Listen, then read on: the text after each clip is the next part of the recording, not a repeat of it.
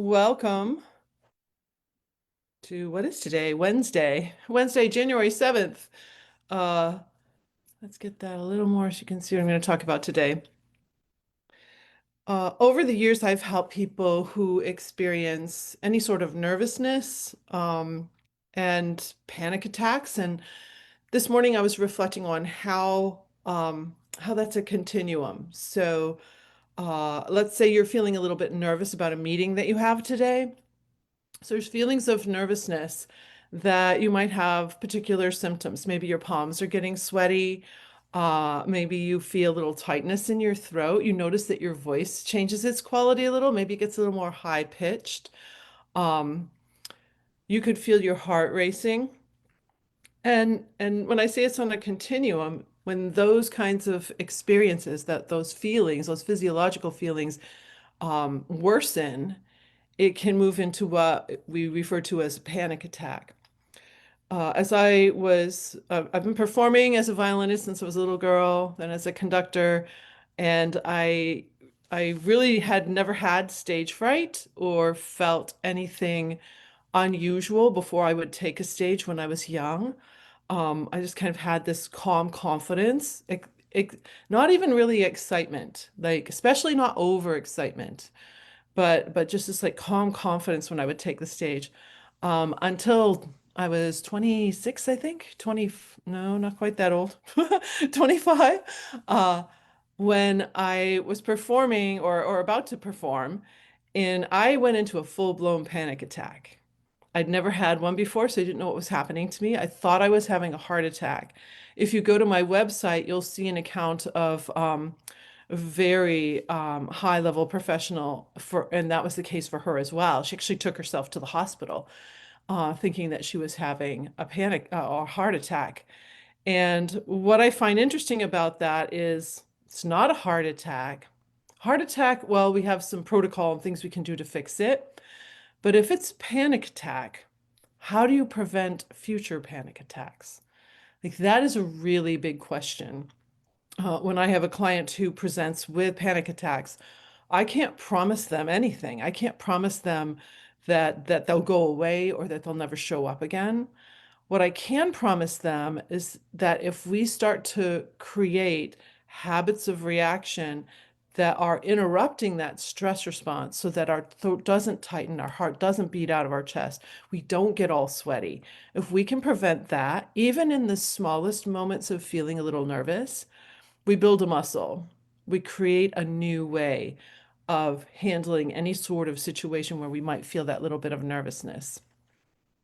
Um, that is so life-changing for my clients because it gives them a little bit of hope that they're going to be able to overcome these feelings and this physiological response, the stress response. And when I take a look at my work with my clients, the very first part of our work together is really opening up hope and possibility. Um, if we aren't in a state of openness, if we're not in a state of thinking this might be possible for me, we don't make progress quite as fast. So I'm going to share a tool here that it's a pretty new tool. So if you've been with me in the past, this might be new for you. I call it SWIM, and SWIM means switch internal mindset. So switch internal mindset means that when you're starting to have those feelings or thoughts that are about to take you out of your game, to cause you to trigger the stress response, noticing that slight change in you, um, we need to get open to possibility right away. So this is how swim works. Like, let's say I am preparing for a board meeting, and in my head, my thought goes something like, this meeting is going to go really wrong. This meeting is not going to go well today. So maybe that's based on some evidence of the topics we're going to talk about. You know, I must have some evidence of some kind to think that this meeting is going to go sideways. So that's the thought that starts to enter my head. So this is how you use swim. You hold your two hands together and you say, okay, so in the past, I've noticed that meetings like this don't go so well. But I'm now open to the possibility, and you actually make a physical motion like you're swimming. So I don't think this is really a stroke, by the way. So what I ever learned. So it's like you're putting your hands together and you're opening up, opens up here for you. So it's physiological for a reason. I'll explain that in a moment. But you swim, okay? And when you do that motion, you say in your head, but I'm open to the possibility, or you can say it out loud.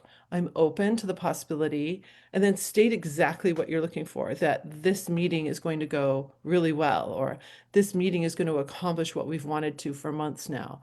What is it that you want to have happen? So you get very, very clear about that. You can also say, let's see, I'm open in the possibility and so grateful for the fact that. Got that language from a couple of people. John Assaraf being one of them. So grateful for the fact that da da da da da da. Wallace Wattles, Science of Being Rich, great book to learn some of these things. And also Florence Scovel Shinn, if you're looking for some affirmations around things like that. So open to the possibility. Um, the reason it's a motion, I've taught motions for years, but it wasn't until about 6 years ago that I was reading some research on the brain and habits, and neural pathways. And one of the fastest ways for an adult brain to open new neural pathways and actually switch up a habit far faster than many of the books will say you can is a gross motor motion. Now, there's a deep-seated reason for that. When you were little and your brain was, well, your cortex was forming from the back to the front, it was through big motion that the cortex opens up those pathways, which is why having multiple recesses and time outside for children is just so important. Really, it should be like every 30 minutes or so. We're learning something and then we're outside moving, and then we're learning something and then we're outside moving. So when you do a motion that's unusual, you don't usually do it, it says to your brain, it's like, whoa, what's going on? It's opening up the possibility for something new to start to happen. And so that's why it's great to get really clear about what you want. This weekend, I'm going to do a planning retreat, and we're going to talk about some of those things that you want. It's not always easy to get very clear and specific and design what we want in our lives. A lot of us just kind of drift through life and just kind of have life happen to us. So when you can get really specific about some things, it starts to really turn, it starts to move the needle on numerous things. But coming back to this idea of nervousness, panic attack, let's just talk about some of the symptoms you might feel, and why you feel them. So your hands might get really cold, your feet might get cold too, and sweaty. What's happening is you're wicking fat and glucose from your brain cells and your extremities when you trigger the stress response. So when that happens, um, your hands can feel really cold. It's like you're changing you're pulling away the very things that keep us warm, fat, glucose. And with your brain cells, it's the same thing, which is why this whole cortex and the hippocampus somewhat depowers. You can't remember things as well. You'll go into that meeting and the statistics that were always right there for you, all of a sudden you're blanking. Have you ever had that happen? You're hosting a meeting or you're sharing something in a meeting and all of a sudden you just go blank. Well, our brains are brilliant. We're not stupid. What's actually happening is this is shutting down because before you came into that meeting, you probably triggered fight or flight. Humans usually trigger the stress response in any social situation. It could be back at home trying to figure out what to wear. It could be because you're caught in traffic and you feel like you're going to be late. It could be for a myriad of things. But by the time we get to whatever event we're going to, we're just slightly off. And if you're feeling a little nervous, so you might have cold, clammy hands. You don't even want to shake someone's hand because your hand just feels off. Maybe you're sweating here. If you saw the Super Bowl 2 years ago, you saw Usher just profusely sweating.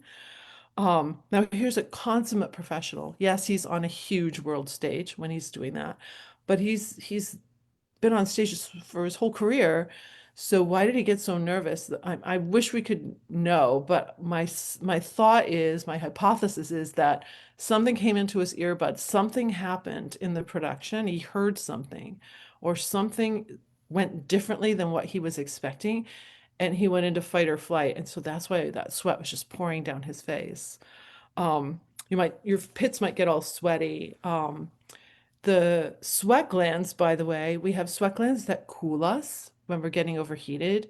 Those are small surface just below the surface sweat glands.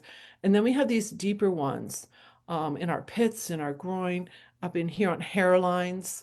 Um, and those are deeper and they collect more bacteria. So when you trigger the stress response, your sweat might be smelly too. So that's kind of an interesting thing to note. Um, I noted that back in high school, like very different if I was an athlete, so I was like working out, I was like, this sweat doesn't really smell, but this sweat does. Like this is going out on a date with somebody new, like this sweat smells. What's going on, right?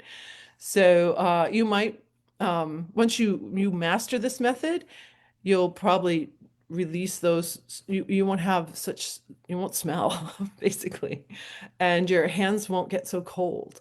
Like my hands used to be very cold, my feet used to be very cold, and they're almost never cold now. Like they're totally warm and just natural temperature.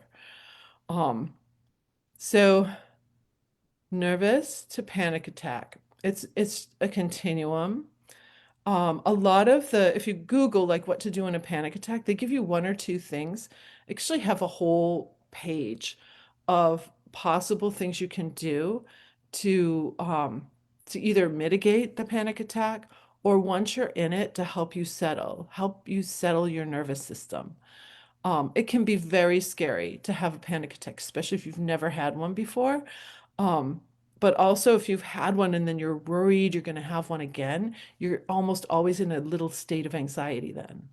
And so you're constantly triggering fight or flight. So it's really critical to get a handle on that, to become more emotionally resilient, to regulate our nervous system. And that's a thing a lot of people are talking about these days, but how do we do it? Um, when I think about how quickly pressure free has worked for so many people that I've coached, understanding the stress response really is key. And very few people teach that the way that I teach it and really get into the details. And the details are important because you're unique. You're so unique. Every one of the clients, I've coached over 350 people privately over these 15 years. Every single person is different, and it doesn't matter their age. Like I could have a 10-year-old that takes just as long as a 60-year-old to break the stress response. So it's not an age thing. And anyone can learn these. So if you're a parent, you could learn this method with me and then teach it to your child or have your child work with me.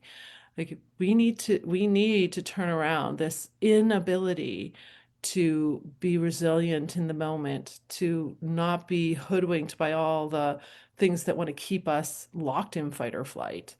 Um, we need to change what's happening in our world. And to me, understanding the stress response and not releasing those hormones is one of the key things so that we can keep the lights on here. We can actually think really cognitively and really, really well. I feel like it's like turning on the brain trust when we do this. So I hope this has been helpful. If you feel a little nervous sometimes, if you have had panic attacks, I'm happy to have a conversation with you. You can go to my website, lingles.com, and you'll see a button to go ahead and book a call. We can have a chat. So, wish you a great pressure-free day. Bye.